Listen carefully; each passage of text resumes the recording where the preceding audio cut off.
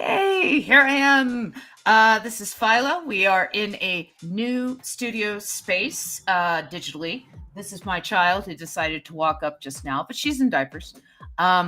We have Miss Robin with us today, who is my co-host and better half. Hi, Miss Robin. And then Hello. Today we also have my longtime good friend, Magic Marmot, who many of you know from the comments, and very, very witty person. And Annabelle says hi to both of you. So, Dude, it was hilarious. It's like she came out of the ether. Like she knows. Ghost child walking So new news. You can see behind me, Ian is playing zombie mode of the Call of Duty game, and he is enjoying it greatly. It looks like he might have just exfilled though. And then other new news is you see here, proud member of the Web Creative Community. So Web Creative Community is a community online that has a Discord, and it's a bunch of like creative people who, you know, play video games, make stuff. There's crocheters, there's photographers, there's artists. Oh, are you sharing your bubbles? Oh. She wants to be part of the Web Creative Community. Anyway, it's a bunch of creative people on there that all kind of help each other, and the older ones kind of, you know, take the younger ones under their wing and say, you know, this is good for your streaming setup, and you know, what program are you using? And the younger ones, you know, have a place to go to for mentorship. And so I have become a team member. As a team member, that means that this is now going to start appearing on my live streams, and you will see that from now on. And so, proud member of this, and I have this over me because I am the member. So, okay, one big media. Let's see if I can do it. Bam! All right. Almost doing it. Like I said, we're in a new digital studio today. So I'm still learning the digital studio, but let us kind of recap where we left off. I know I have another like 2 panels, but I'm also going to grab I'm also going to grab where we left off in the story. I don't know if you saw this, but Kay says hi. And then she also says that your daughter is a cutie, and that she's happy to finally see Magic Marmot. And she says, "Cool, I think," to the new studio. Yes. Yes. Hi, Kay. It's to the Web Collective community. That's what she's saying. Cool too. Sorry. Oh well, thank you. Okay, so where we left off, with the dog. Oh, hi, our space. Yes, it's good to see you as well. So where we left off is oh my gosh, it reversed me. I'm reversed. That's not right. That's not cool. Oh, new studio. Are you going to flip it? Are you going to puppet farm monitor? Put that thing down, flip it, and reverse it. Okay, so wait. I can fix this. I can fix this in OBS. Let's see, what are we gonna do? We are going to go to properties, display, capture method, automatic. Let's see. Mirror. Cancel. Oh no, this isn't fine. This isn't fine. Okay, let's see. How do I flip you? Yeah, it doesn't look I don't know how to look closer at it, but to me it looks normal. No. I mean, I could be wrong. Normal. It's not normal. The story's backwards. Yeah. Yeah, let's see. Full screen projector, high transition, blending method. Oh no. This is exactly what I try to avoid, which is troubleshooting on air. Okay. Well, you know what? I got some comics I can talk about and show off while you troubleshoot. Yes, I will put you in the main window. I will put you in the main window. Save me. On my bed.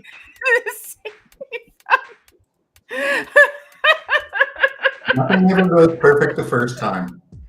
Oh no. Okay, how to reverse Okay, I got a huge stack of comics here. capture in OBS. Okay. So the first thing I saw, which was pretty exciting, is that Penthouse Comics has come back.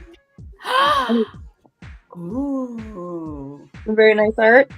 Yeah, very nice. The interiors were okay. I wasn't all that excited by them. But there was one page that I was just like, it was really European to me, so I kind of was like, oh, I like this. And it's what made me buy it. Let me show you the page. Let me get through here. There's this page. Iron Fix. This page is what convinced me to buy it. It's just this page alone. Ooh. That's pretty. Yeah, and I like the colors. It's very European in style, almost like Mobius-ish. Jeff Darrow-ish. But some crazy clan action getting beat. But yeah, so there's nobody famous any famous names I recognized, but yeah, it wasn't terrible. Oh yeah, there was this one. This one, very photo referencey, but still looks really nice. Very 50s. Let me show you this one. Where's it here? But it's not like super sex oriented. You know what I mean? Here's another really nice one. Well, Penthouse Comics always was sensual, less like. No, it was pretty horny in the original incarnation.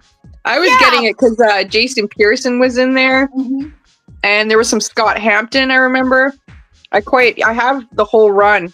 Oh, there's naked chicks in this. I just realized. Earthspace is asking, does it have a letters page? I haven't gotten that far into it, but there's nudity. Oh, Flozax also said lurking while watching it. Oh, it's backwards. Amaranth. I don't know who this person is. Amaranth. She's hot though. She's a cutie. Oh, she's fully clothed here. I can show this picture. She's fully clothed. Nice. Yes, I didn't go that far. I didn't realize there was there's a whole bunch of naked pictures of her in here. I But some good art. It's some good art in this Penthouse comic.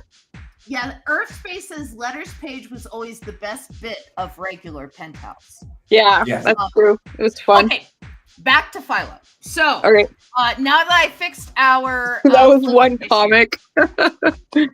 Now that I fixed our flippy issue, so now it's backwards for us. Is it backwards for you guys? Yeah. We read comics now anyway. Comics, schmomics. Is it? I'm ambidextrous or whatever. No, this isn't right. It's okay. So does it make you ambidextrous if you can read backwards and forwards, or does it just make you cultural because you can read Japanese and Chinese comics? Okay. This is wild. This new studio is wild. I have to get used to this. Let's see. I was at home watching a live stream, and you wouldn't believe what happened next. Yeah. What happened there? No, don't encourage him. Okay. Let's see. Hey, it's not Dale. He's not going to talk about butts. We're 10 minutes in, and I haven't even gotten to the story. Okay, come on. Let's do Philo. So, so they blow up his hatred here, and then Bluto feels it through the force, and then we cut to the dog. The dog, is Akira-ing for some reason, and then Bluto is going to track him using his Find My Philo app, and then while using the tracker, he goes on amazing adventures. The tracker lights up on Philo, and Armand is annoyed by that. In this panel here, and you can see it kind of lighting up. And then Armand starts to remove the tracker, so you see all the Philos from the Philo group therapy, but Bluto shows up. Meanwhile, back with the dog, and we see him having a Japanese tea ceremony. And so, let's see. And then Philo swarms Bluto, allowing, the Philos swarm Bluto, allowing Philo and Armand to escape. And then secret water slide. So that's where we left off. Yes. Secret water slides like the Goonies. Woo! Yes. Yes. So that's where we left off. So I love the idea of penthouse comics. I wish I could incorporate it. We could have them land in the penthouse. But the secret water slide's underground. So how do you end up in a penthouse underground? Well, the secret water slide could lead to an underground lair. Yes. Penthouse has always been the more underground of the two porn mags, Playboy versus Penthouse. It's the underground penthouse. It's an underground penthouse. Okay. The whole thing's absurd. I mean, the dog was almost killed, and now he's having a tea party with the mushrooms. So let's see. Yes, it makes for a better brain, says Kay. I have this vision of a very 70s themed, like a round building with windows along the sides, and possibly out of one of the windows as an aquarium or something like that. Kind of like a Bond villain thing.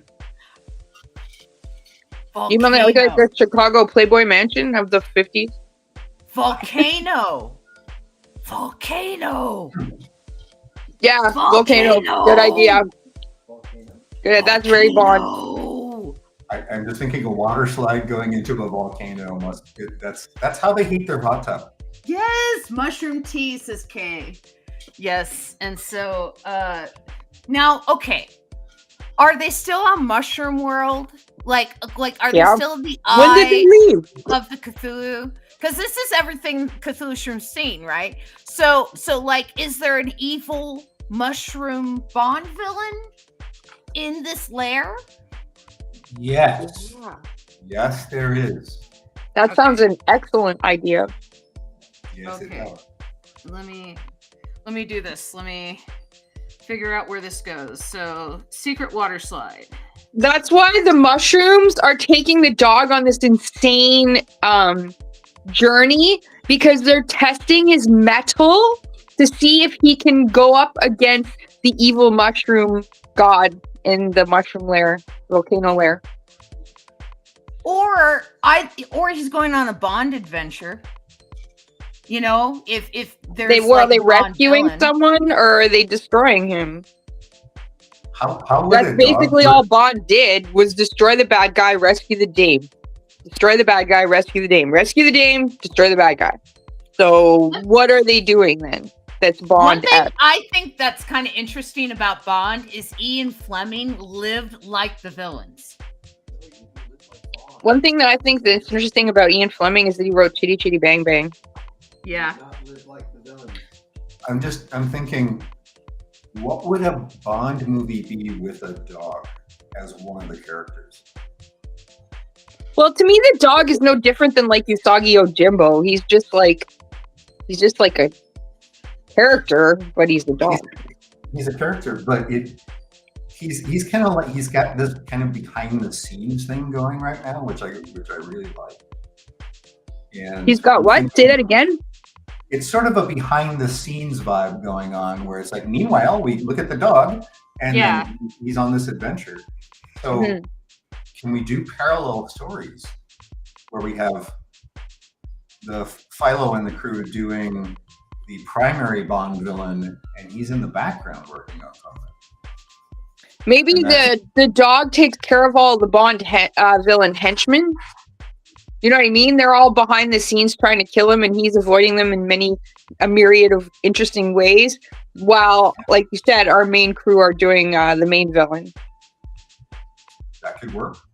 That's a good idea. So he's basically making it easier for the main crew. Yeah.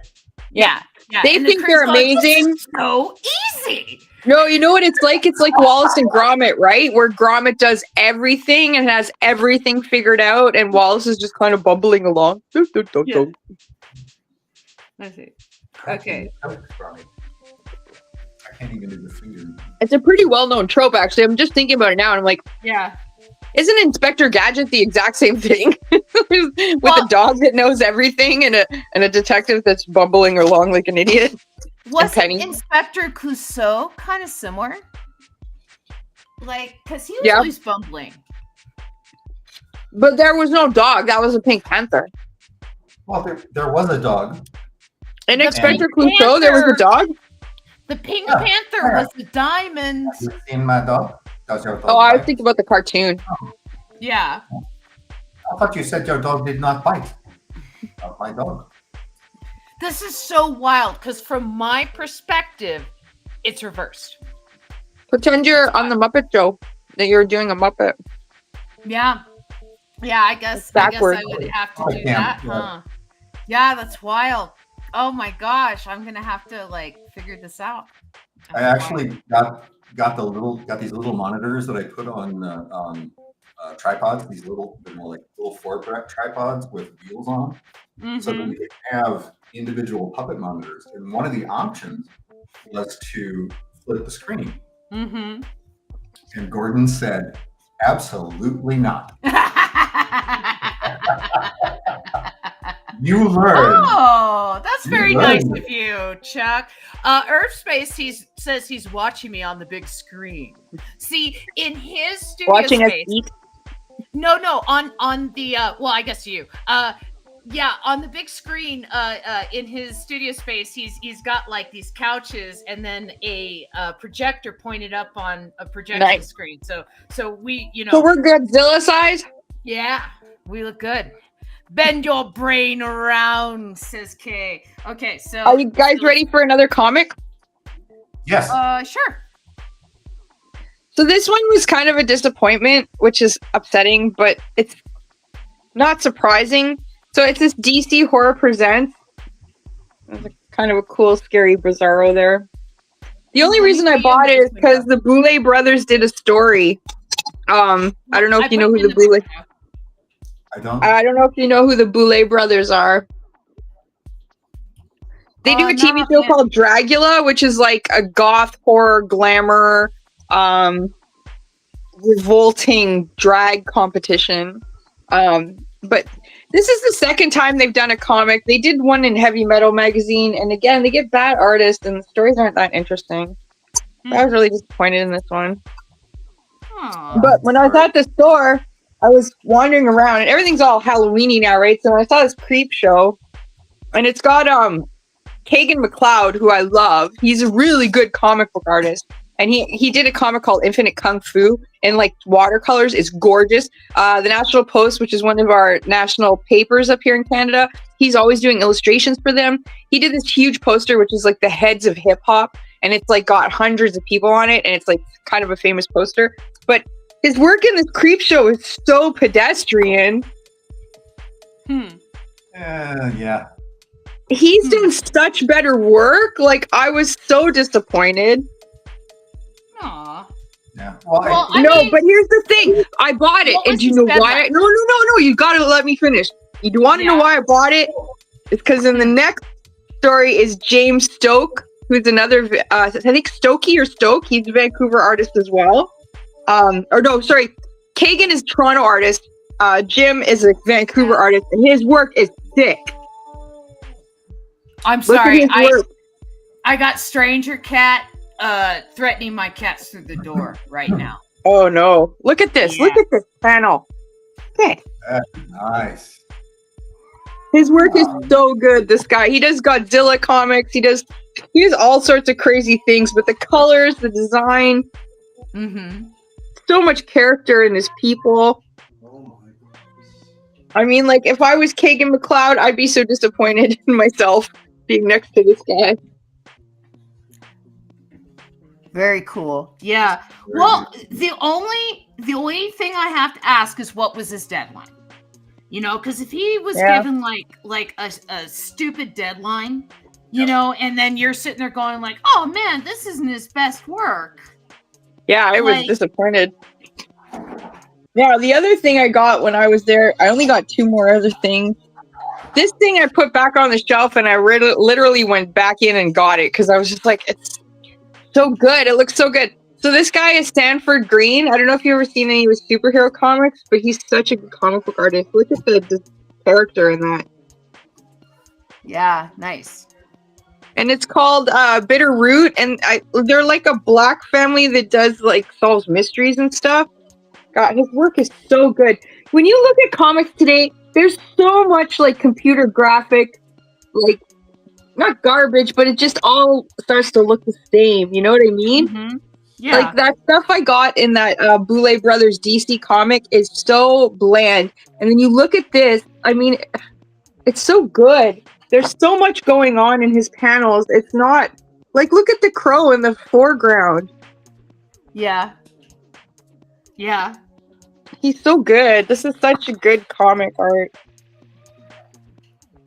And it's not cheap out. You know what I mean? Like a lot of people will fake up the faces and not finish them off, or the backgrounds are weak. You know, they don't have anything going on. Like he's got a lot going on in here. The angles are excellent. Anyways, it's like they're the greatest monster hunting family of all time. They cure the souls of those infected by hate. But I think it happened like in the 30s or something. I think, or maybe even the 50s is when they're doing this. I haven't started reading it yet, but the clan's there, so. But like even the colors, like look at just a second. Even the colors. Look at this page. It's all, where is it here? One page is all pink. Right? I don't know if it shows it very well, but it's all pink, and then you turn the page, and it's like something else. It's a totally different color. It's like all greens. Mm-hmm. Where is it here? Oh well, I had it. There, it's all greens like that. See? Yeah. It's just, I don't know. I generally use color to provide a mood. So if I'm doing something and I want to have it be it's kind of like exciting and established, I'll do a lot of high key lighting with yellows and reds. But if I want it to be more creepy and sort of a fearful thing, I'll go with blues and greens. And kind of down and, well, I mean, Disney does that too. They use the same green as the creepy color in almost all their movies. It might be where I learned it because I used to watch a lot of Disney.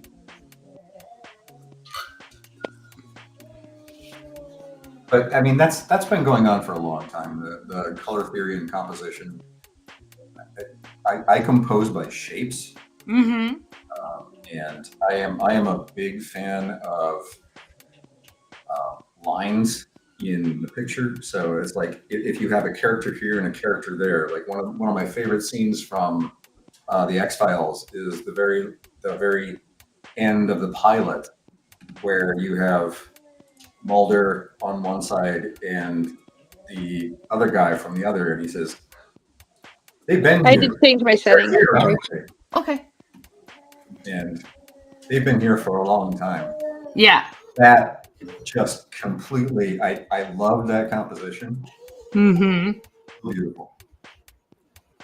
And that's, I do angles. There's, it's like you have different angles, and if you have someone walking from left to right, or action from left to right, it means something different than action from right to left.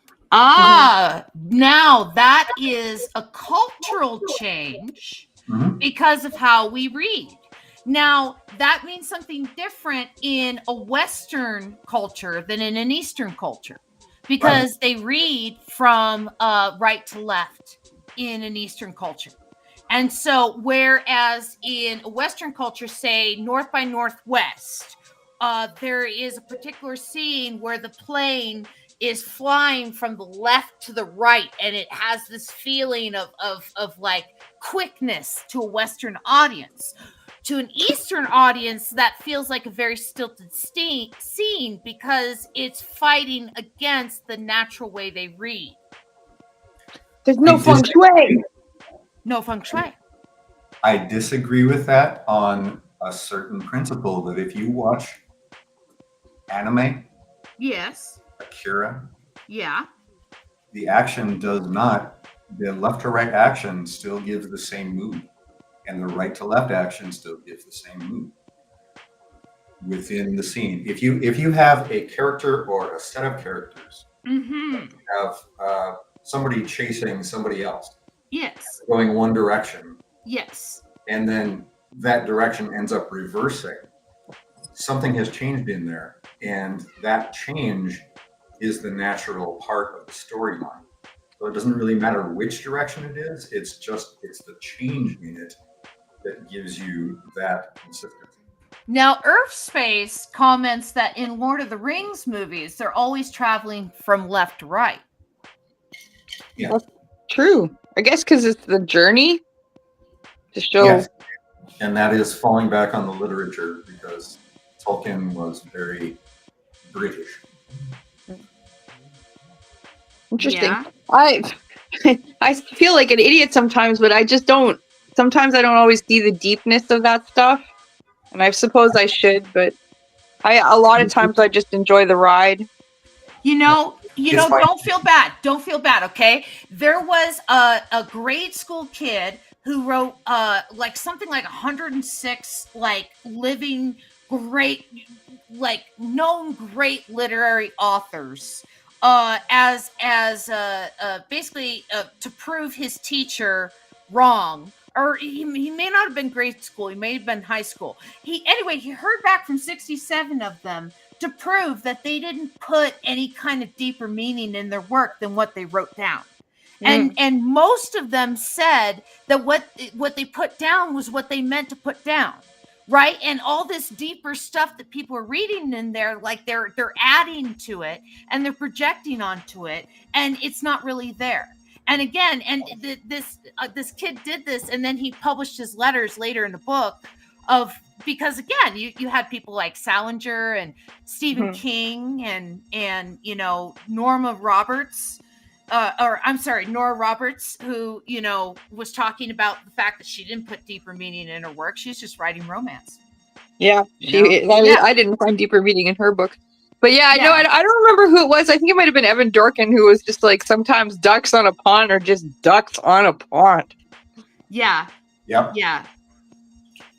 I don't know. I feel like in a lot of ways with creative writing, sometimes people feel like it needs to be deeper than it is to have the impact it has, rather than just realizing it has that impact because it's strong as it is. Right? Well, yeah, like, if it makes you feel, that's impactful enough. Like, I remember the thing that really got me into comic books, like I was really into like Archie comics as a kid, and I was really into comic strips when I was a teenager, like Calvin and Hobbes and Farside and Foxtrot. Like that's what I really loved. And then when I moved to Vancouver and I was like, a 19, 20-year-old adult, and I met people who had comic book collections with alternative comics, like the one comic that really grabbed me, like just dragged me into the whole genre, was Optic Nerve. And it was like 32 stories, which was his little collection of his early works. And there was 2 stories in there. And both of those stories, when I read them, I felt like I'd been stabbed in the gut. Like it was just like, whoa. And it was just like an autobiographical story. If he changed sexes or whatever to make it disguise it a bit. But it was a story from somebody's life that really resonated. And I just feel like that. Oh, I don't even remember what my point was. it has a lot to do with there was a point, because you were making a point, and what was it you were talking about? The hidden detail and meaning of things. The hidden meaning isn't always a hidden meaning. It's just a deep feeling, I think. You know what I mean? Well, let's talk about the book of the day. Let's talk about the book of the day, okay? Okay. Genderqueer. Genderqueer is a book that's being banned. Oh, that's the one that's being banned, yeah. Everywhere, right? I read it. It's very well done. They explain themselves and their feelings and how they came to this decision of being non-binary and why it feels right for them, right? And they're able to explain that it's so clearly that you go, oh, of course, this makes perfect sense that there's non-binary people, right? And that's why people who are afraid of like spectrum of sexuality are scared of that, because it is so clearly written. There is no hidden agenda. No, my question though is, what is the definition of gender queer? Hello, Bass. Oh, well, in the book, they explain it basically as you don't identify as being male, you don't identify as being female. Yeah, but that's what non-binary is. Gender that's why queer, they identify like as to me, gender is gender and queer is sexuality. Yes. So I don't see how a person can be gender queer. Well, because this person is they're asexual. They don't identify as being female. They don't identify as being male. Right. No, but gender is a descriptor. Yeah. You know what? Read the book. Yeah, I guess I have to. Hopefully they explain that. You'll understand it. It's very clearly written, right? And the thing is I read it going, oh man, I totally get it now. I get that people are non-binary. Like, I'm not saying I don't understand that. I just want to know how you can be a gender queer. Because queer is a sexuality and gender is a thing. Yeah. Okay, fine. I'll shut up. Right, go ahead. Let's see. Maya K is great, says Jeremy. How is you, says Lo. I'm doing pretty good, Lo. Yeah, right-wing politicians are afraid of new information and try to ban it, says Jeremy. Maya Kaboba likes my holiday photos from Basingstoke, says Earth Space. So that's cool. Yeah, no, I sent them a friend request and I think they blocked me. It's like, okay, I totally get it. I am a nobody in your world and you don't know who I am and I can't take offense to that. So, all right, and the thing is you can't be mad about something like that because people sometimes be very vulnerable online in certain online spaces, right? And they don't want to just let everybody in. So it's okay. My feelings were only a little hurt. Oh, Maya Kababe, Jeremy. Yeah, I sent them a friend request and I think they blocked me. Because I was like, hey, we should be friends. We both do comics. And but that's okay. Friends in social media is such a horrible term. I know, I hate it.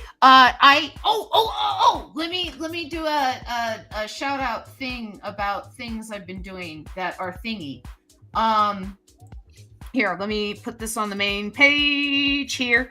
So I have a Substack. Gasp. And so what this is I had done a talk with Cartoonist Northwest about how to find cartoon audiences, and I wrote up all these notes, and I didn't get a chance to get to all of them because of a miscommunication on my part. I was only able to speak for a half hour, and so I'm writing up my full notes on Substack, but I'm linking the half hour talk on all of the notes. And so my first three parts of the notes are like 2.5 cards into my presentation. So it's going to be a series that I'm going to be working on for a little bit. And so yes, so I am done shilling that. That is artglitch.substack, blah blah blah.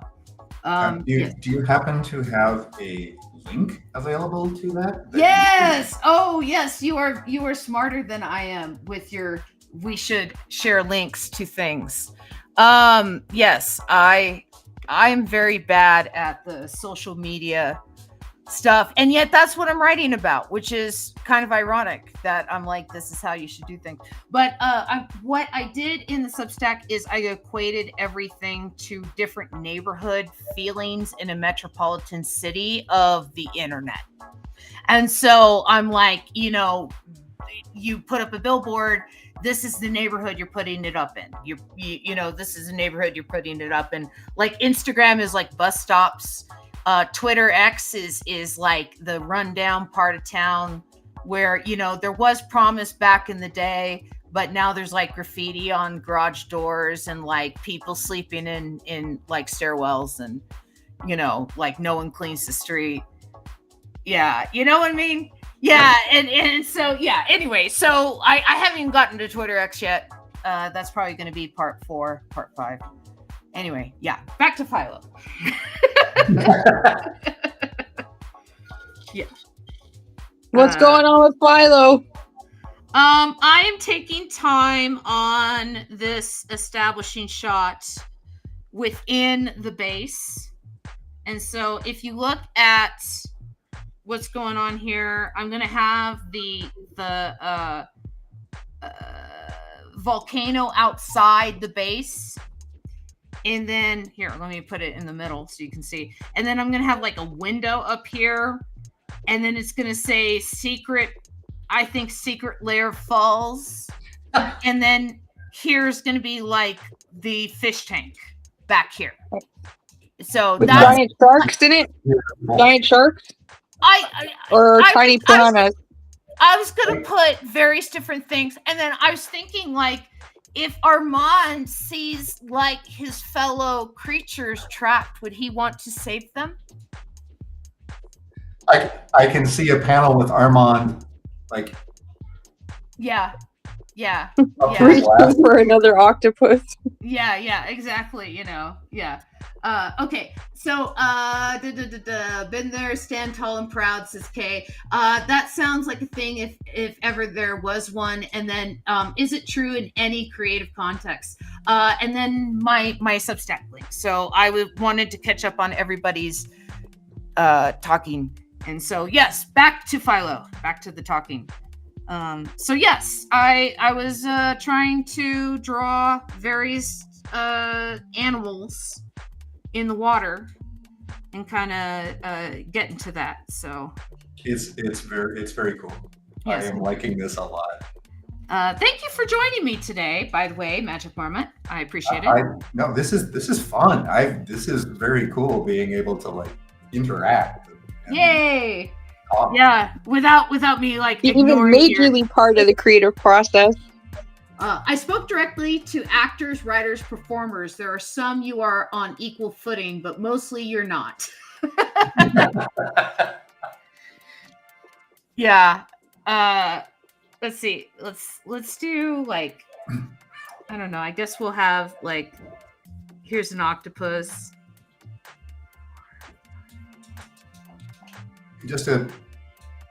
The things that I do, I know I suck at.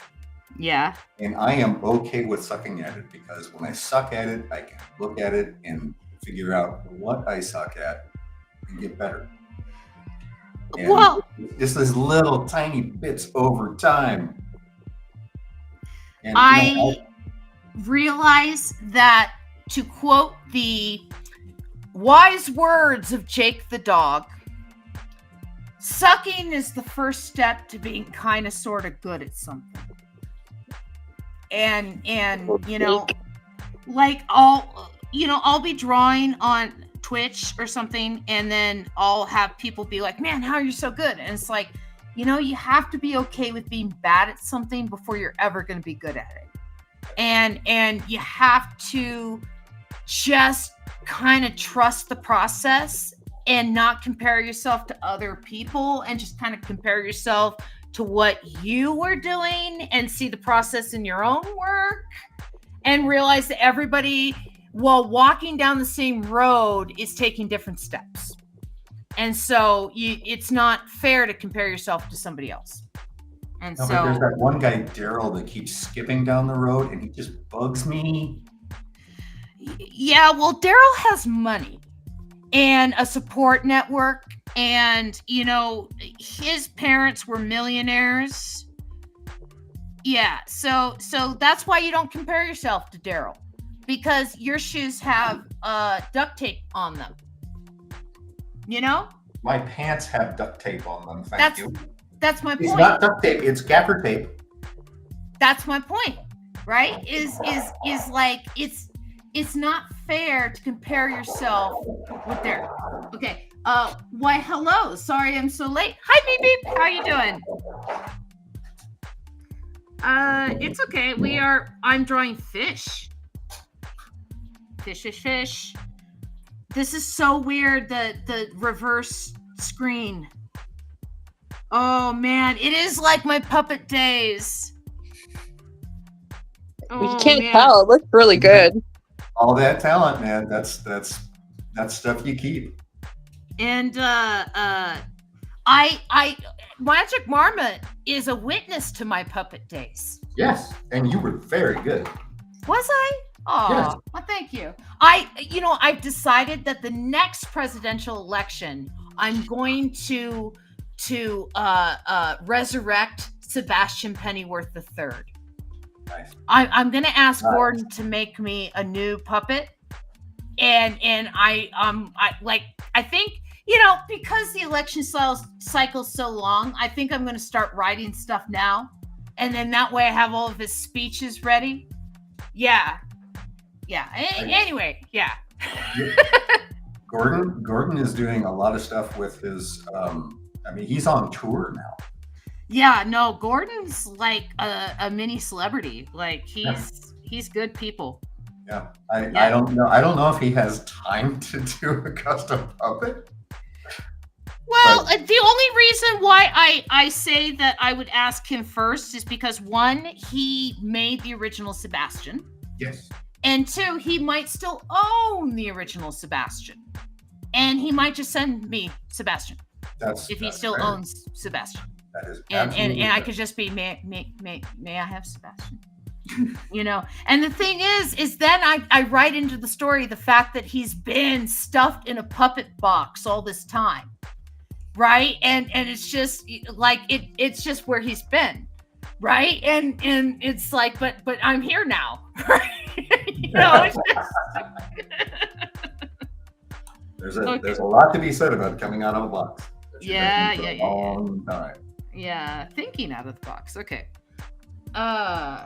Yes. I'm taking my time with this establishing shot because I'm enjoying the talk with you guys, and because it is kind of a big deal. We realize a one-woman show today, so yeah, it's a one-woman show today. I don't think you're expected to do a lot. Okay, it's fun. It's amazing. Plus, it's just an awesome giant pan. This should be like a 2-page spread. But we're only doing single panel. It's the constraint of the medium. So yes, it could be a 2-page spread. It would be lovely. Yeah. The thing is I do draw them at print size, so I can always make mini posters. Nice. Sebastian Pennyworth III sounds offensive to British people, says Earthspace. Excellent. That's fantastic. That makes it even better. Oh, you have no idea how happy that makes me. No, Sebastian. Okay, to try and describe Sebastian's insanity, he would say we have to feed all kids from preschool through grade 12. Lunches and breakfast, and even offer them an after-school meal if they require it, right? And we're going to pay for it with asteroid mining,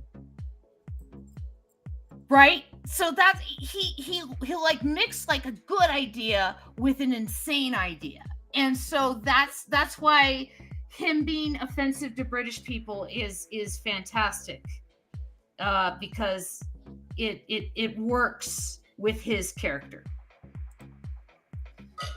Yeah. Let's see. That is way too big. We're going to shrink that down.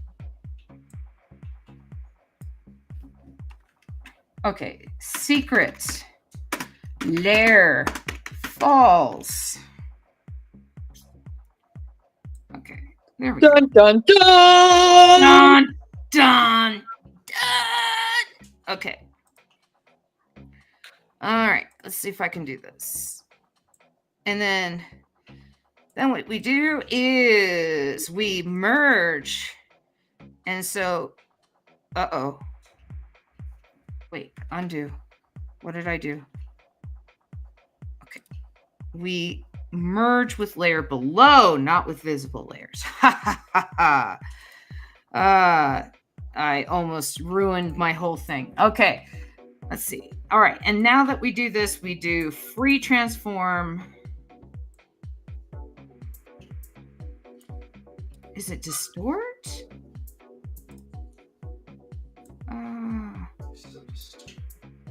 No. Okay, free transform. I'll just do that. Okay. Anyway, I'm trying to figure out how to get this to like fold in there. Yeah, that's a tough one. I can see Bezier's or something like that, but wow. No. I got it. I smart. See, it's an illusion of it fitting. Right? And then what we do is we grab secret layer.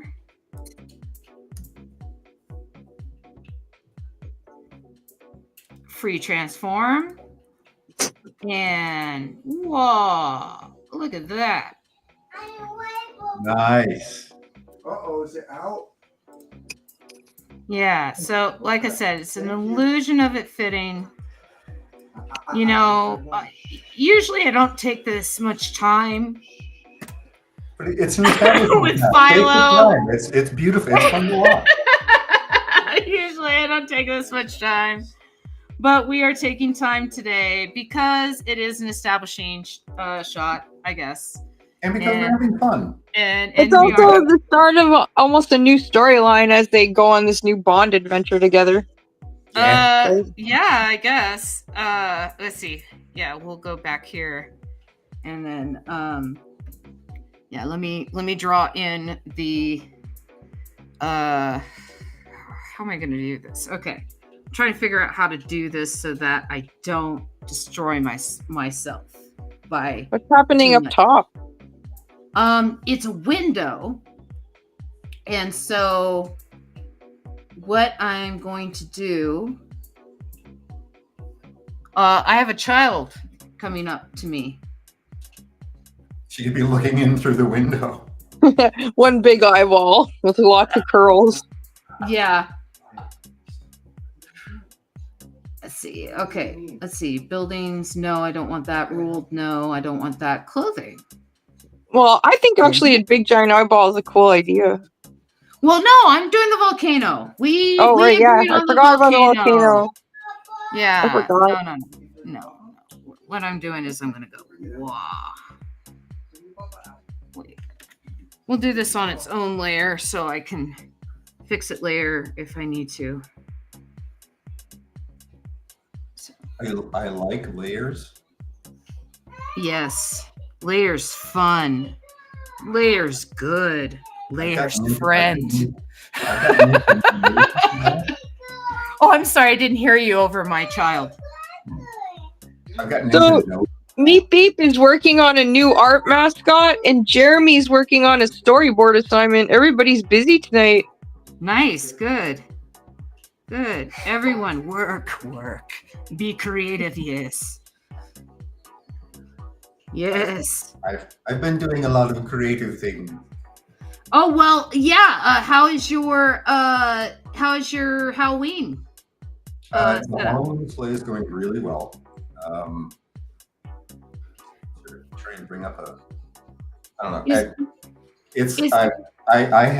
I am going to have to find storage containers. I have enough stuff now that I am going to need to find storage space for it. Mm-hmm. I have over a dozen skeletons, different varieties. What do you do with them all? Excuse me. Some of them are in the display. One of them is over here. Mm-hmm. A couple of them are in the living room right now, and I have a bunch in the garage. I'm probably going to set them up in the windows in the house so that they're all, kind of looking out. And that's not creepy.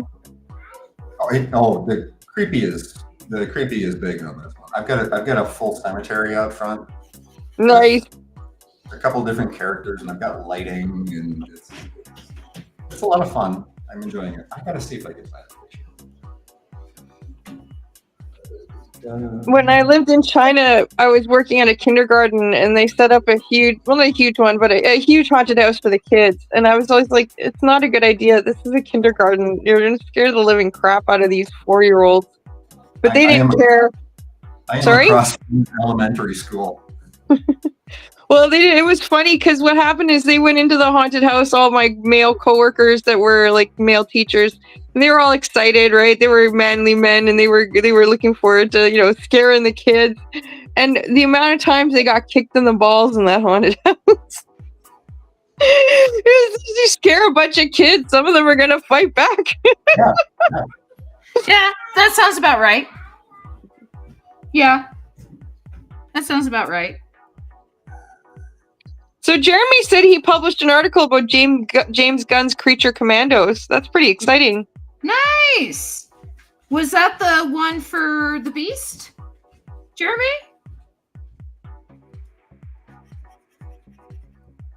For Comics Beat. Nice. All right. Okay. Heidi McDonald. Okay. What? Yeah, nice.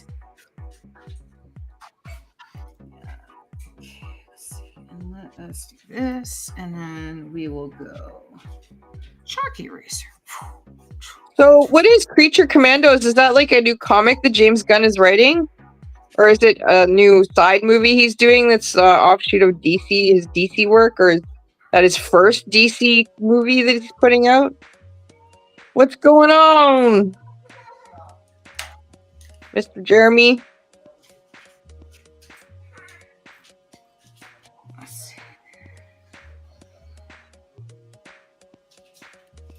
Let's do this. Okay, so I'm gonna guess it's a new movie that it's his first DC foray.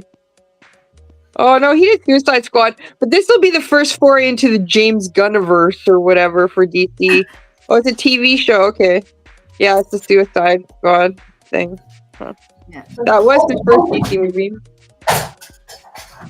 Oh no, your skeleton's attacking you! No, it's my dogs that are attacking. I see his tail. That's all I see is his tail. Oh, there's his face. I got two, and they're very, very active. And they really That's hilarious. Oh, there's the white one. Oh, cool. You should call them yin and yang. This is Hiker and Isis. Hiker and Isis. Where are they going? Come back, doggies.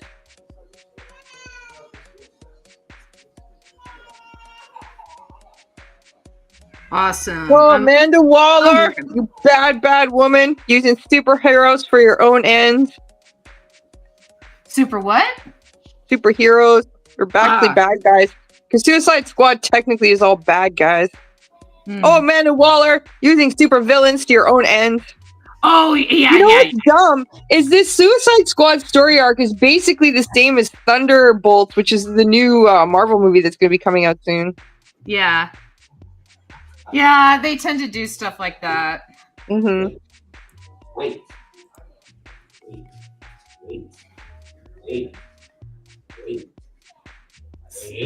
I'm getting there. Oh, it's taking me forever. Oh my gosh, it's 7:55 and I'm not even done. I saw that. That was so fast. They were really good at waiting, but as soon as they said they could eat, they were like, oh. Oh yeah, they're both. It's a game, so they'll keep be those happy. little brains occupied. Yeah. We had some good playtime today. I bought Piper a football, and I pumped it up to about like 20 psi, so she can't grab a hold of it. Mm-hmm. And so now I can go in the yard and play with her and kick it, and she can't like grab it and run around and keep it away from everybody. So she has to actually fight for it, and share. You mean she has to share? Yes, teaching a dog to share is no easy feat. Yeah, I miss your dogs. These two are sisters. Yeah. So Piper is big sister. She's the dominant one, and Isis the shepherd is little sis. She's little, even though she's older. So, they have this hierarchy between them, but I also invade because otherwise Piper will just completely dominate everything. So I give Isis special time, and so it's a whole thing. It's pecking order. I remember when we got our second dog, for some reason it got into its head that my youngest brother was like below him. My youngest brother was like small. He was like 11 or 12, but when he turned 13, he like sprouted up. And he was at the point where he could carry the dog around like in his arms like a baby. It was like a huge Airedale. And the dog did not like that. But eventually, like, the dog realized that, no, you're at the bottom there, doggy. Sorry. It's a canine behavior is very much like that. I mean, within packs, there is a dominance play, and you don't damage the other one, but you get aggressive and do all these things. And having that happen and doing this pecking order is just a natural part of what they want to do. And so I am working with that with these two and letting Isis know that she is special and she has her special time. And Piper is jealous, but is learning. So look at little kids, eh? Yeah. Okay. It might be done. It looks good. Might be done. It looks real good. Yes, I realized I broke my own rule, and I forgot to put in the cap. My only suggestion is, could we maybe do tiny little black smoke lines coming off the volcano to make it even more like a volcano? Yeah, absolutely. Yeah. Because right now it just looks like a snow-covered mountain. So what is the caption? We never came up with a caption. Secret underground lair. Secret underground mechanisms start to move, and our couple plummet. Because that's what's happening is they're going down, right? And Secret Lair Falls kind of clues you into something that's happening. So they plummet to a new adventure. Kind of too on the nose. Well, I want to make it suspenseful. A new adventure makes it sound fun. I want to be like, what's going to happen next? Wait, he was leader of the Thunderbolts in the comics. The hashtag is a joke of why I wish he was the leader. Yeah, hashtag justice for Zemo. The Zemo character in the TV show is excellent. I love him so much. What next? Just instead of what happens next, just what next? Well, what happens next is my placeholder. I always have in there. And so I would just say, I don't know, maybe surprise. I don't know. Let me add the smoke. They're falling. Yeah, let me add the smoke while we think. And we can think and smoke at the same time. Maybe say a secret lair flashes by. Because they're still falling, right? They're still on the water slide. Are they not? Well, you've got this capture of this moment where they are realizing it's the end of the travel, and this is what they see.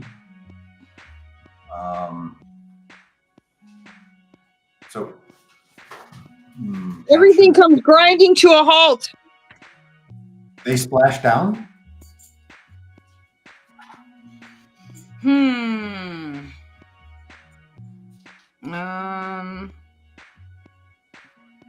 I don't know. I'm gonna add shading to buy me time.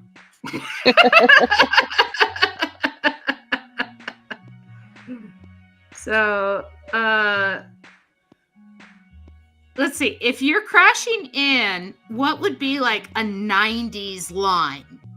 Right? Like the one-liner, or no, a better one-liner, an 80s line, right? One that still has a tie to the story and like an emotional, like like tugging at the heart because it still has an emotional beat to the story. Like in T2, you know, when he says, I'll be back. It's because he learns that from John earlier in the story. That's why it's so hard. Oh. Yeah. Like we need something like that. We need an emotional tug line, you know, for this one, because I screwed up and I broke my own story and I forgot to write in the caption first. And the ride comes to an end. Ooh, that's nice. Armand tells Philo. And the ride comes to the end. And the ride comes to the end. You know, maybe, what do they say at Disneyland again when your ride's done? Please collect all your belongings. Once, twice. I've only been twice. And the second time they spoke Chinese. Please collect all your belongings when you exit. Stage right. When you exit towards the gift shop. I guess. Mind the gap. Mind the gap. Mind the gap. That's a good one. Jeremy says there used to be a comment about e-tickets. Yeah, Daniel Bruhl's Zemo was great, and the animated Zemo in AEMH is great too.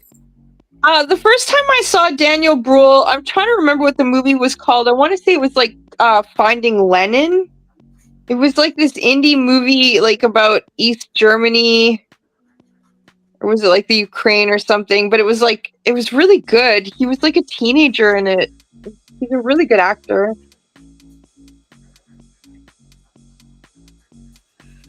Let's see. There's this really cheesy 80s video game I used to play on the Commodore 64 all the time called Impossible Mission. And the evil villain in that, when you show up in his secret lair, he goes, "Another visitor. Stay a while. Stay forever." Maybe that's what they hear. And then later on in the game, he goes, "Get them, my robots." Wait, I got it. Intruder alert. Yes, that's perfect. Intruder alert. Intruder alert. Yes, intruder alert. That's what you can do with the white space that's behind them. That's like a blaring intruder alert. Okay. I don't know. It's just a lot of white space there. I'm thinking like a light hanging from the ceiling that's got beams coming out of it, like an upside down police light. Yeah. Okay. Give me a second. I'm working on it. I'm where's my grade? No, we demand that you do it now. Well, you know what? I'm a one-woman show and I'm doing the best I can. I only have 2 hands. Yeah, this might be the only panel we do today, you know? Yeah, but we're putting a ton of stuff in it. Like, come on. Yeah. This is wonderful. Yeah, so yeah, might be the only panel we're doing today, but when I was a kid and we lived in Germany, there was like air raid sirens because this was during the Cold War and we were on a Canadian military base. Yeah. And our PMQs, which is the private military quarters, were right next to the air raid siren. So my dad would wake up super early because he'd hear the click before the air raid siren would go off. Yeah. Yeah. Good old air raid sirens. Let's see. Well, I remember living in Minneapolis, the tornado sirens. And one time when I was at MCAD over the summer, the tornado sirens were going on when they weren't testing them. And so we had to go down into the basement and stuff like that. And I mean, we were in uptown Minneapolis, like we were in the middle of the city. And a tornado touched down in the middle of Minneapolis and took down the roof, or took off the roof of one of the churches. Like Magic Marmot, you remember that? You know, where the guy was like saying, you know, if gay marriage is to be legalized, then may God strike me down, and the roof got ripped off by the tornado. I don't, but that sounds lovely. Yeah, it was on 3rd Street, the 3rd Street church right there. Okay. And so it was like Episcopalian church, I want to say. Anyway, the tornado ripped off the roof of that church. It damaged a couple more buildings, and then it was gone, and that was it. But it didn't during this time when they're having this like public meeting where they had all these like religious leaders talking about how evil gay marriage was. You know, and so I just God smote them. I think it was a little smiting. Smote the religious people for being so prejudiced and bigotry against the gay people. That's funny. Everybody, let's raise the roof. Yeah. I'm just saying, just throwing it out there. So you guys think that there should be like an air raid siren in here? Yeah, awooga. Hey, Jeremy, I wanted to tell you that Daniel Bruhl's movie that I was telling you about is called Goodbye Lenin. It was like, it came out in, I think, 2003. He's like a teenager in it. He's so young. But anyways, I was reading about it and I totally got the plot wrong because it's been so long since I've seen it. They're in East Germany and it's 1990 and he has to, his mom doesn't know that things have changed because of the Cold War. So he has to pretend it's still like East Germany in the 70s and 80s. It's a funny movie. It's really worth watching. Goodbye, Lenin. If you like that actor. He's a good actor. Okay, there we go. There! Now we got like air raid sirens going. Let's see. We do like here, let's you know what? I'm taking some time today. So we're gonna find like a nice font. We're gonna go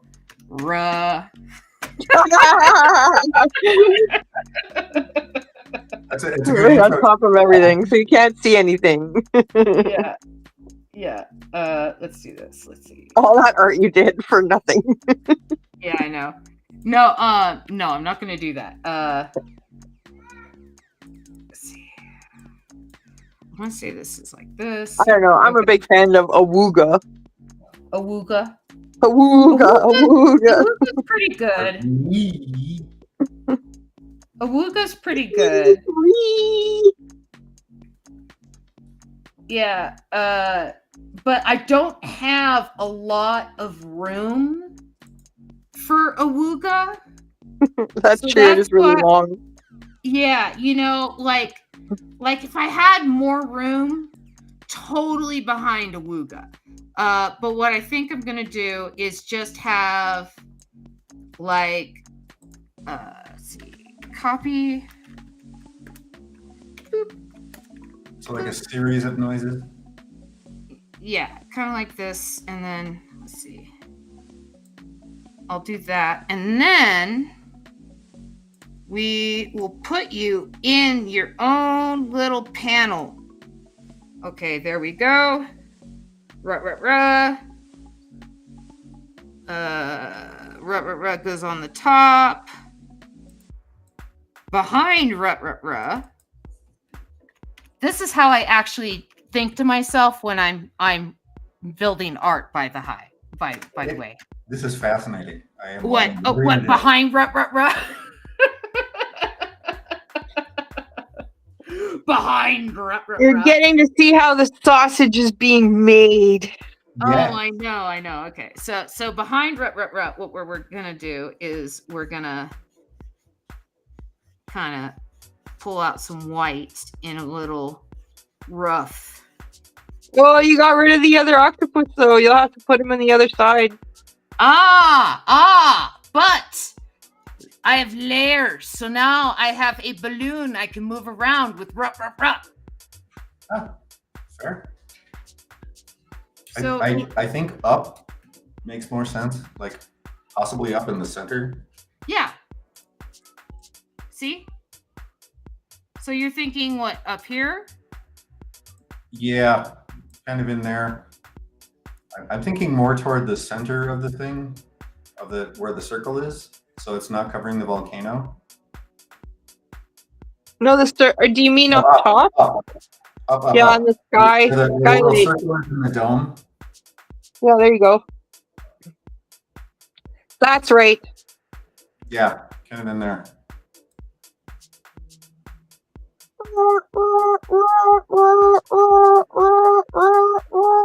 I don't want to cover up Secret Lair Falls, so. Yeah. How about, should you put like an ellipsis after each of the rows? No. What we do is we do this. We go copy, paste. Wait, no. Copy. Layers.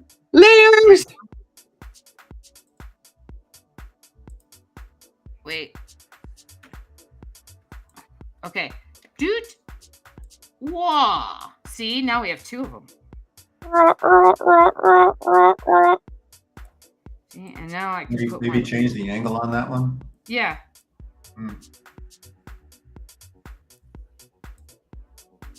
Yeah, see.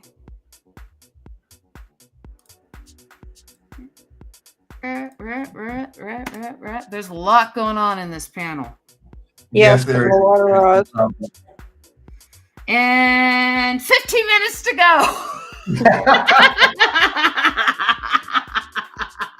Meanwhile, back to the dog. Yeah, I think you're right. I think we should see the dog.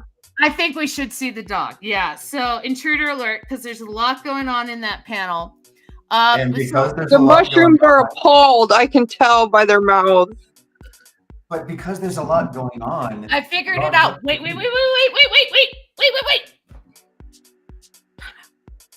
The dog's tea ceremony is in the other room. Okay. Yes. Nice. It's parallel. It makes sense. Yes. That's a lovely tie. Okay. Your dog's tail is wagging in the background. Yeah, as it should be. Let's see. Okay. Panel 2. The fencing is not being paid. Panel 2. Okay, and then we turn that off, and then we turn on panel 2, and then we say, what happens in this one is that the dog's tea ceremony's in the other room. Mm-hmm.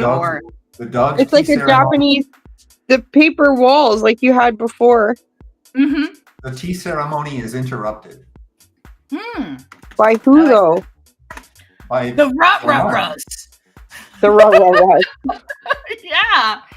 The tea ceremony is interrupted. Is it by henchmen or ninjas or Bond henchmen? Interrupted. Two R's? Yeah.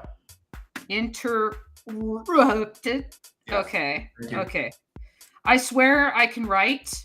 I'm in proofreading mode at work right now, so I am not. I have dyslexia, and looking over old comics and stuff, like when I put up my senior project from college, which I, by the way, lettered by hand. Okay, typos, and I'm talking bad ones where it's like, did AI write this? Like non-words. Like not even badly spelled words, just like, what was she trying to say?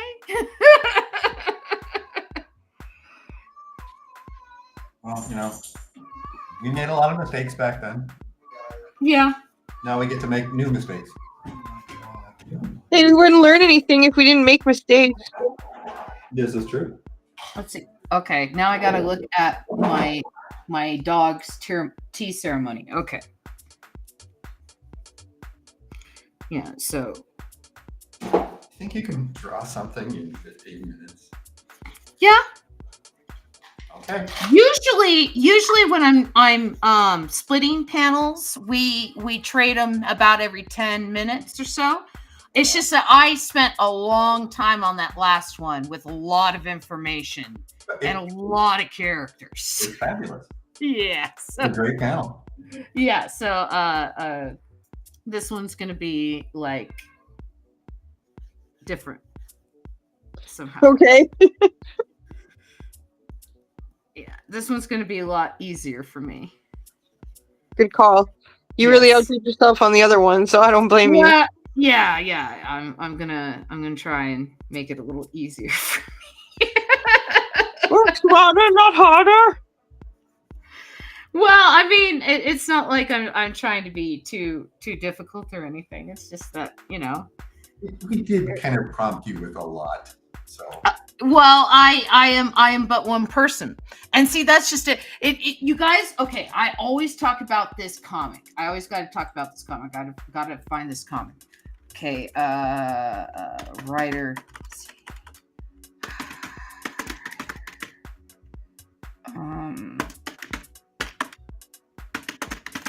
Anything artist.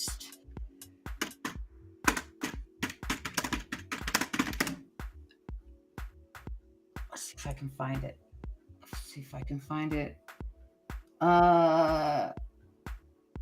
Wait. Anything at convention. It's hard to describe like a comic, like a single comic, right? That you've seen online. You're trying to give the right words for the prompt. Yeah, you're trying to get the right words for the algorithm to know what you're describing, right? Okay, I'll find it another time. I'm going to spend my time drawing. Anyway, what it is, and I'm gonna. Good night, Robin. What it is that it's a writer and an artist at a convention for comics. And the writer basically says, I love comics because I can say that a zombie invasion is going on in the middle of Times Square, and there's a huge crowd of people running, and it's chaos in this, and it doesn't cost me a dime, right? And then the next panel is the artist going, I'll kill you. So as an artist writer, like, I am constantly having that fight within myself all the time.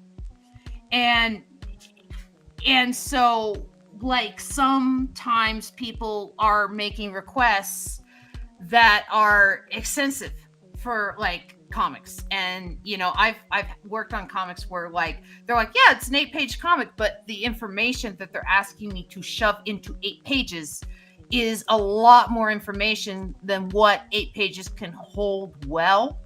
And so really what they're asking for is closer to probably like 15 pages if I spread it out and make it a good comic, right? And I talked to them about that, and then they're like, no, it's an 8-page comic. Do it as I wrote it. And it's like, but you write prose. You don't understand the flow of comics versus prose. It's a different flow. And so, it's yeah.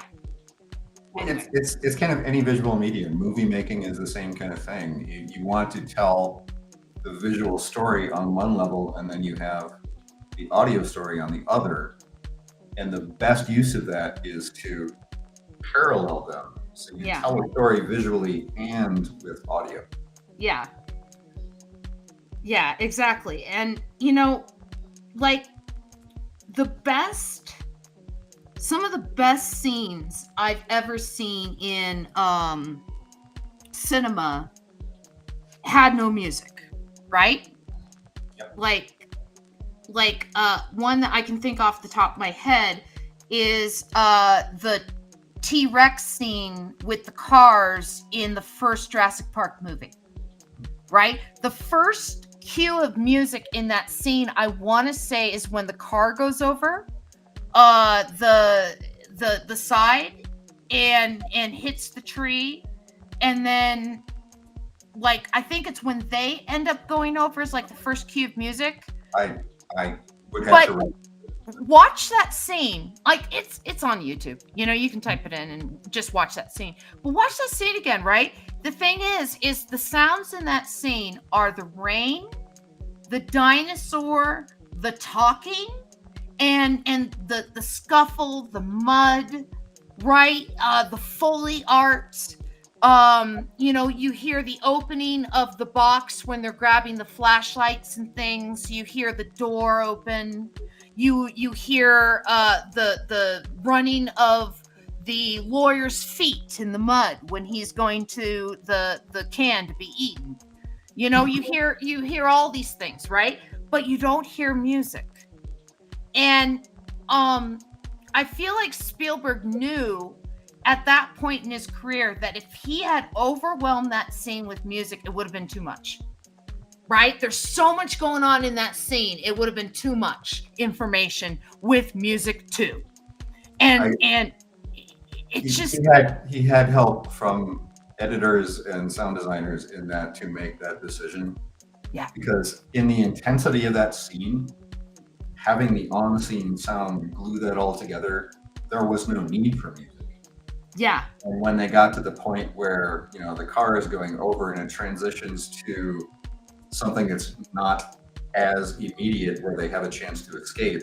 Yeah. That's when the music cue can come in, and it's masterfully done. I mean, yeah. that's an excellent movie.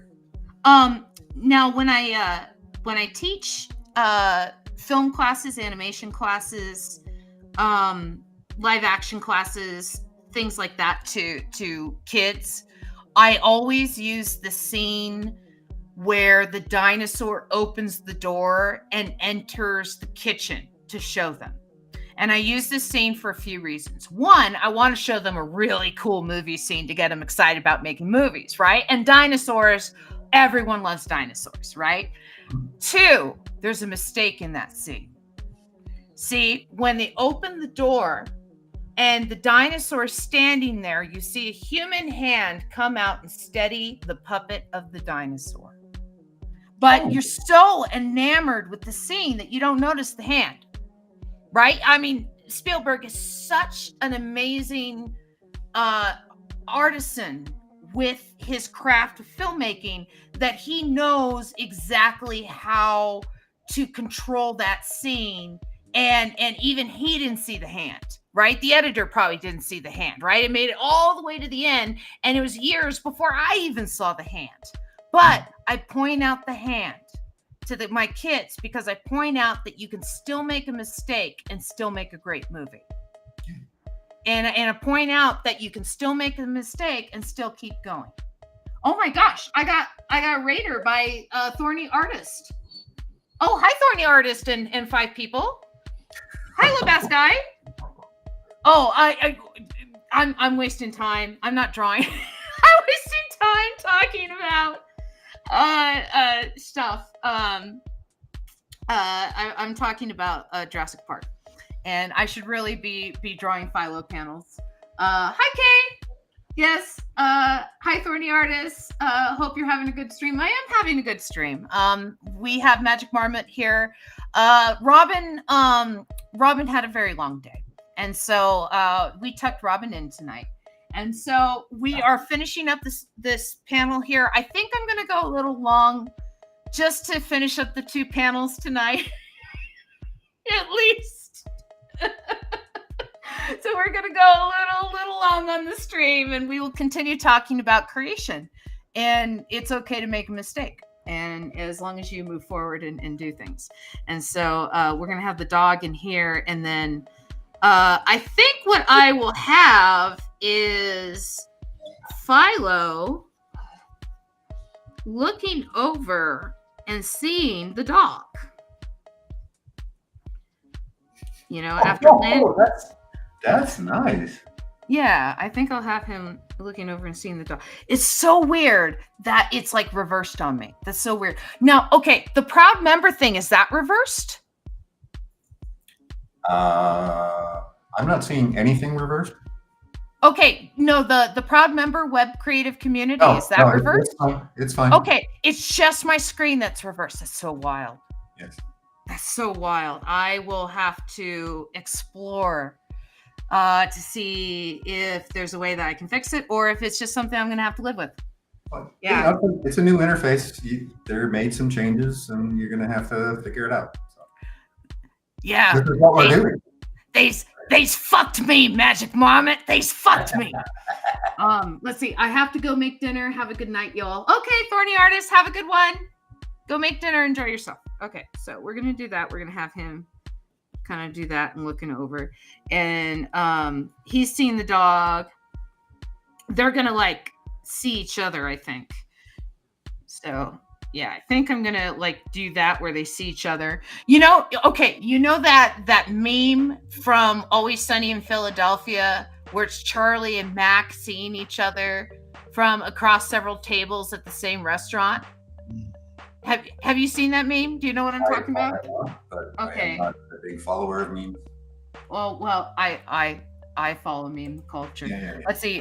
Charlie, Mac, meme, dinner, restaurants see each other. Let's see if that finds it for me. Yes. So this is the meme.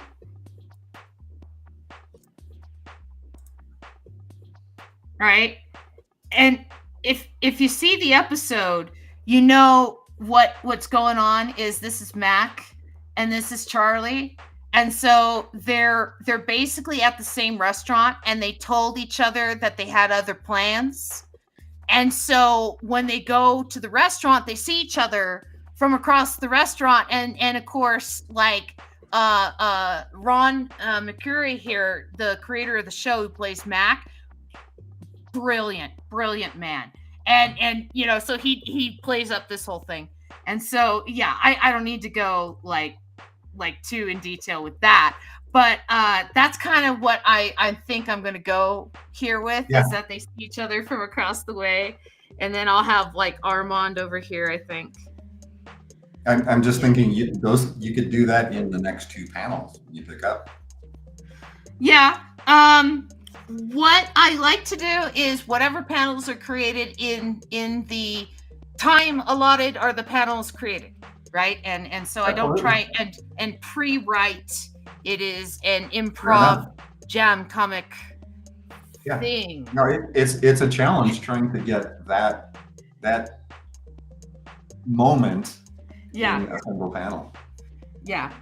Let's see. Okay, and then let's do this. Let's have this, and then we are going to have the rut up here.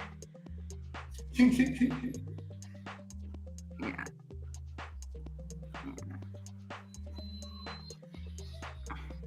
we'll go rut. Okay. All right, there, and then that will be a good time for next time too.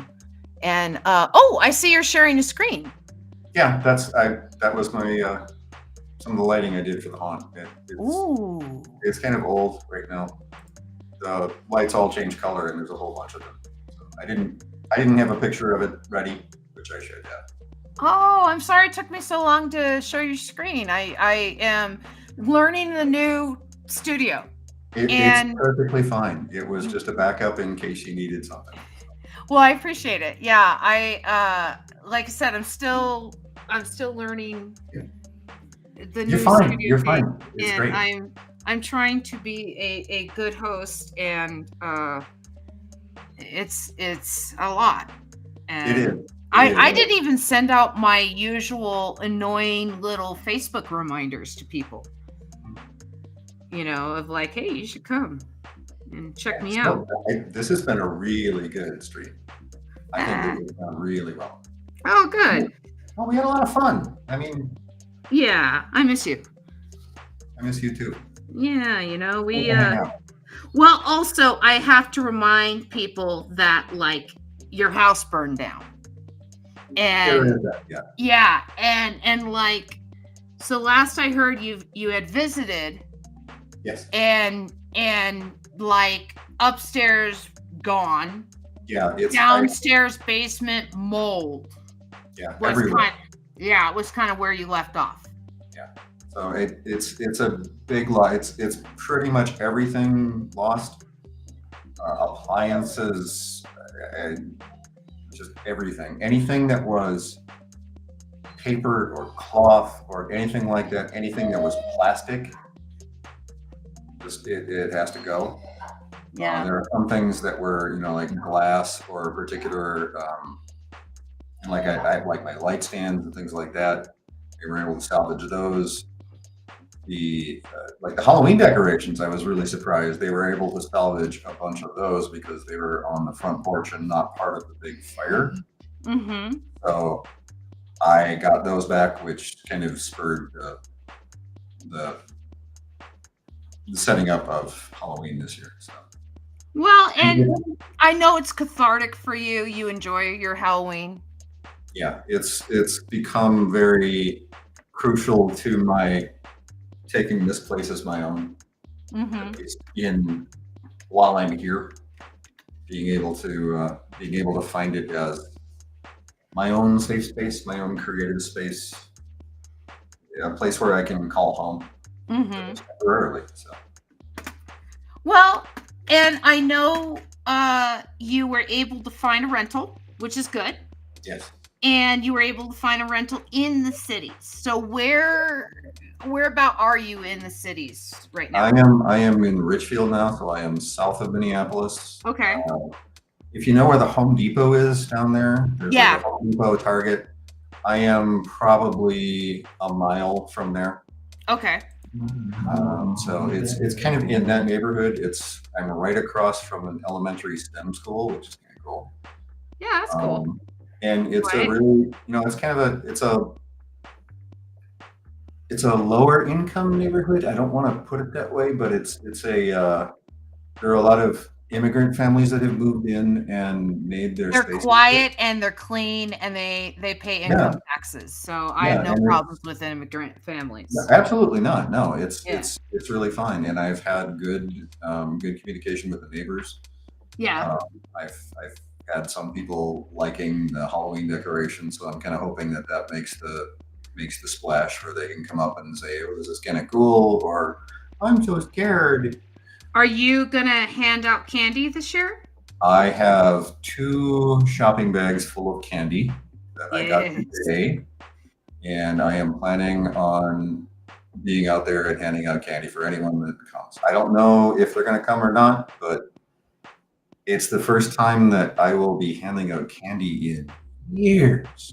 I mean, the last time I think was the early 2000s. Yeah. Because the traffic on the street, the street became a thoroughfare, and so there's not a lot of traffic. And then COVID happened and all that stuff. Mm-hmm.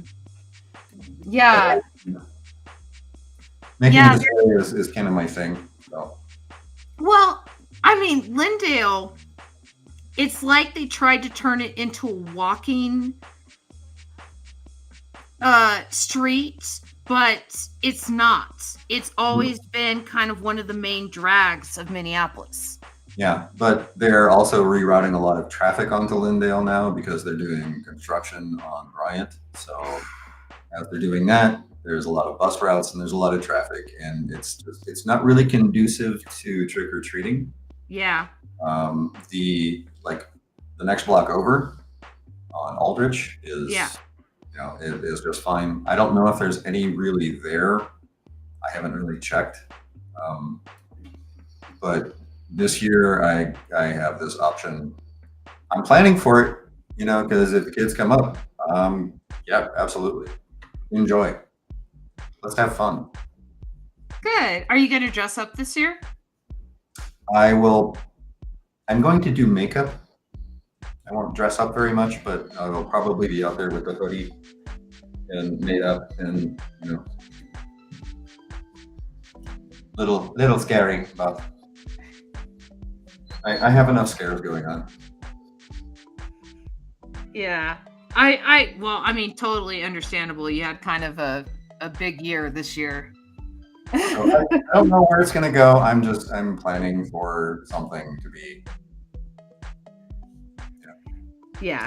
I'm planning for people to come over. If they don't, that's fine, because then I'll have a whole bunch of candy. I'm sure I can use for it. Well, yeah. Just make sure your dogs don't get it. No, they are not allowed in the candy. They are more preoccupied with meat. Yes, as they should be. They get chicken usually. I get fresh chicken and put it in their food, largely because I do that to give ices for medication. Mm-hmm. and I have to start giving Piper medication now too. So it's let's give them something that they like. Piper will eat anything. She will eat things that might be food. Yeah.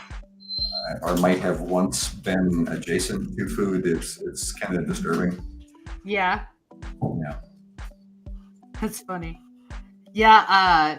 Bruce is we figured out probably about 12 years old. And so his teeth, we've had to pull some teeth over time. That happens with cats. Yeah. And so he was starting to lose some weight because dry food was too tough for him to eat.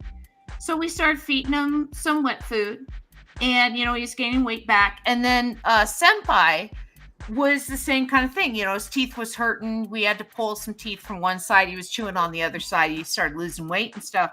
And so again, started feeding him wet food. Now all the cats are getting wet food in the morning. Mm-hmm. Yeah. They love it. Yeah. Well, it's kind of like as we age, we need accommodations. Mm-hmm. I'm not me.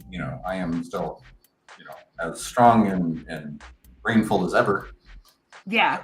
I have not diminished in any sense whatsoever since I was in my 20s. Let's see. I should probably do shading on this one too.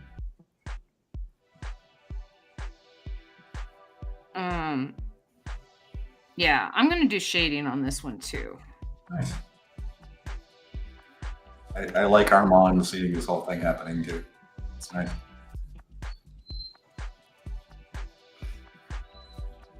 Yeah, trying to be respectful to my previous things. And, I always tell like my own artists, don't spend too much time on backgrounds, blah, blah, blah. Always make sure you put in your caption first. I'm breaking all the rules tonight. I didn't put in any of my little promos today. I dropped the ball today. No, you didn't drop the ball. You've been focusing on an entirely new interface, doing a live show. So you get a pass on not doing the stuff that you normally do. This is a big learning curve. You're doing wonderful. Well, I'm trying. Again, I had technical difficulties and.